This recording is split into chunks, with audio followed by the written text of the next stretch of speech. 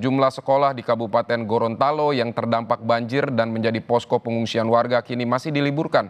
Aktivitas belajar mengajar baru akan dilakukan setelah status tanggap darurat dicabut atau setelah tak ada lagi warga yang mengungsi di sekolah.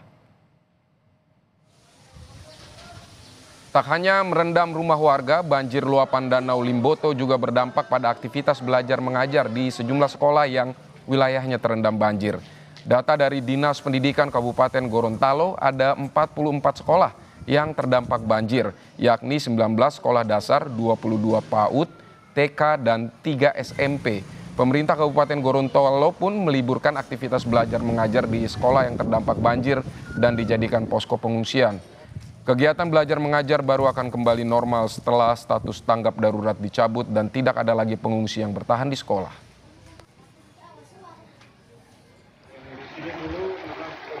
Yang ini sudah meninggalkan lokasi pengungsian baru dilakukan diaktifkan kembali sekolahnya.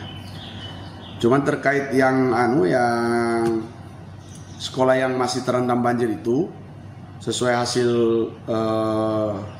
koordinasi saya dengan Dignas itu akan dilakukan musyawarah bersama dengan para guru untuk dilakukan pembelajaran di tempat-tempat yang sekolahnya sudah mulai berjalan. Saudara, kondisi terkini banjir di Kabupaten Gorontalo kita tanyakan pada jurnalis Kompas TV, Kris Kamisma di salah satu posko pengungsian. Kris, bagaimana kondisi banjir di Kabupaten Gorontalo ini setelah hampir sepekan? Ya, Vidi dan juga saudara, tepat hari ini kita berada di salah satu lokasi pemukiman warga yang terdampak banjir luapan Danau Limboto. Kita lihat bersama saat ini memang di salah satu desa, yaitu di Desa Hutadaa, Kecamatan Telaga Jaya, yang memang sampai sekarang rumah warga setempat masih direndam banjir. Dan terlihat di sini ketinggian air masih mencapai 50 cm. Dan ada juga beberapa rumah yang memang berdekatan dengan Danau Limboto, itu ketinggian airnya masih berkisaran 1 meter. Sementara sebagian rumah yang sebelumnya tergenang air atau direndam oleh banjir luapan Danau Limboto sudah mulai surut karena sejak beberapa hari kemarin cuaca di Gorontalo cukup cerah dan berangin sehingga air yang merendam rumah warga berangsur-angsur surut. Sementara aktivitas warga pun yang rumahnya sudah mulai tidak terendam banjir itu sudah mulai membersihkan rumahnya dari sisa-sisa material banjir.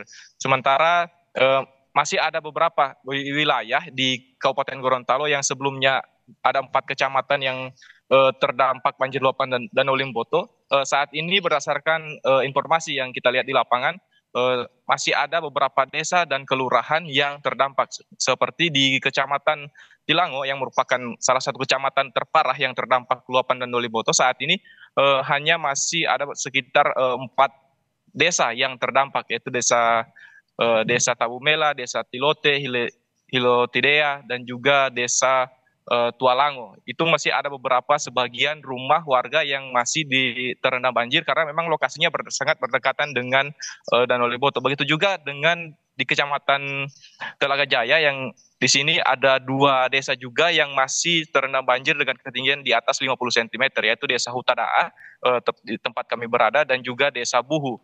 Begitu juga di di Kecamatan Limboto, itu masih ada dua desa juga yang terendam banjir, yaitu Desa Kayu Bulan dan juga Desa Hunggalua. Baik, Kris, jadi totalnya ada berapa kepala keluarga atau berapa jiwa yang terdampak dari banjir yang belum surut ini, Kris?